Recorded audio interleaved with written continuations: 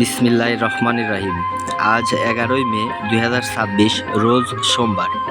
কাছে ও দূরে যে স্থান থেকে এই জীবন ডেইরি ফার্মের ভিডিওটি দেখছেন সবাইকে জানাই আন্তরিক শুভেচ্ছা অভিনন্দন।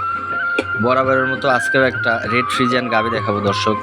গাভিটা একটা ভালো পার্সেন্টেন্সের রেড ফ্রিজিয়ান গাভি। যারা মনে করছেন অধিক দুধের গাভি ক্রয় করবো তারা এই গাভিটা নিতে পারেন।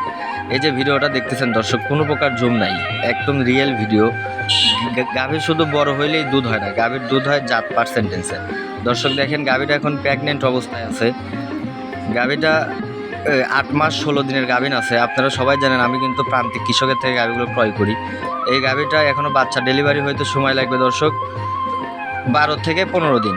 তো আপনারা চাইলে এই গাভীটা আপনার বাসায় নিয়ে যাও ডেলিভারি করতে পারবেন। আবার যদি চান যে আমার ফার্মে ডেলিভারি করে নেবেন সেরকম সুযোগ সুবিধাও দেওয়া আছে।